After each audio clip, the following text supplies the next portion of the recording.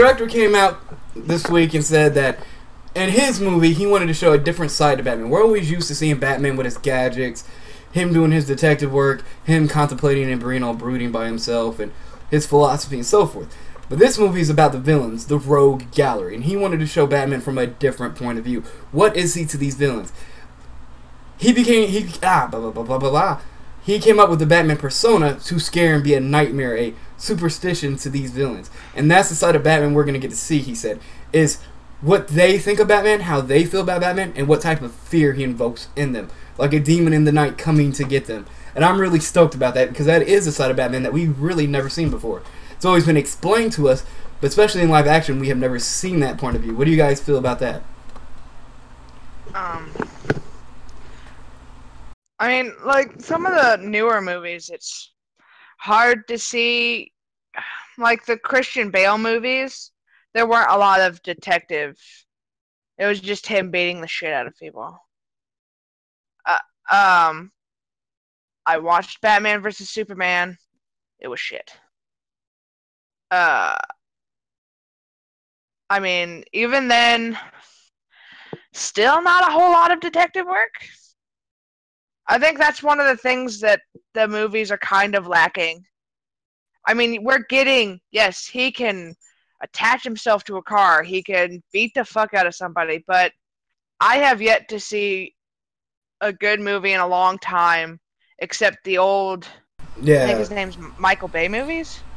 The original, like the first the Tim Burton Batmans. Yeah, it was Michael Keaton when he was like in that first movie doing the detective work on Joker. Yeah. Yeah. Like those were like really good, and a lot of these movies have missed that mark of detective work here recently. They've pretty much just been, oh, people just want to see Batman beat the shit out of someone. No, I want to see Batman solve some shit. Which I heard with Ben Affleck's Batman movie, which he's writing and directing, we're going to actually get a lot more of that. But I do dig these comments from the director, because that is a side. We've seen him beat the shit out of criminals, of course. But remember in the original Michael Keaton's Tim Batman, the first scene we get of Batman is two criminals on top of a roof talking about, oh, it's just a fucking urban legend. No, man, our buddy got attacked. Man, I heard this bat demon is real. Oh, it's a bunch of bullshit. And then Batman just shows up out of the darkness like a fucking monster to them and scares the living shit out of them. And we're supposed to, from the director, we're supposed to get this from the main rogue gallery and how they feel about him and see him. So that does excite me, because that is the side we, like you said earlier about the detective work, we really haven't seen a Batman in a live action film, at least for a long time. Especially in depth. Well, I mean, yeah, I can see where, like, the rumors will spread. I think it was always funny to see, like, the henchmen, like, in the comic book say, oh, no, the Batman's not real. I mean, you can't ever believe in the Bat, and then all of a sudden they just, like, 2 seconds later, they're getting punched in the face. I mean, yeah, it is fun to see Batman beat up some bad guys. I mean, obviously, this is about the Suicide Squad, so they're not going to show Batman being like, okay, where are these people? And show him, like, a lot in the movie. He's probably just going to be in, like, 5 minutes.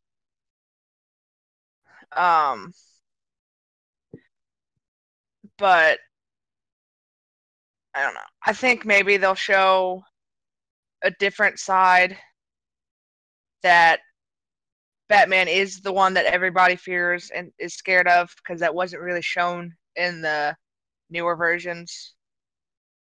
Yeah, not at all. Yeah, he was pretty much just like, oh, hey, we're just gonna fuck with this guy. It's like, okay, sure. If anything, the criminals really weren't afraid of him at all in the Christian Bale movies. They all were just gunning for him. Yeah. I don't know. It looks kind of weird from what shows on screen. I don't really see Batman as being like I don't know. I really don't see Batman as being like a Suicide Squad kind of guy. Because when I think of Suicide Squad, I think like really, I don't know, rambunctious, and Batman just seems kind of like stone cold. So yeah, like, they're using him as like the reason why these criminals are in jail. Like, you know what I mean? Because they are his villains. So they're going to be showing like flashbacks and scenes of him like catching them, and from what the director's saying is like you get to see their point of view of who the Batman is. So, I personally can't wait to see the Harley's new 52 intro, because that's the one they're That using. would be cool. Yeah, that'll be cool. How all that happened. It's awesome. Yeah, I'm right there with you. It's meant to be a check and balance for them. So basically, like, what you'll see is the repercussions of the villains, and Batman is the check to their balance, and how that will be handled in this movie compared to other movies that just have just skipped over that to keep them working for the good guys. Which I can see. I can see them bringing in Batman once in a while, show up like, I'm watching you guys. You better do what you got to do. So I can see that happening. Him making sure that they're still on the right side. Most of the villains are from Batman, he says. Yeah, they are. They are. Yeah, they all are. They no, there's like 3 of them that aren't. Because Captain Boomerang definitely is not. That one sword chick who has magic powers is definitely not. And that one fire guy. The rest are from his rogue galleries, like Croc and so forth. Harley.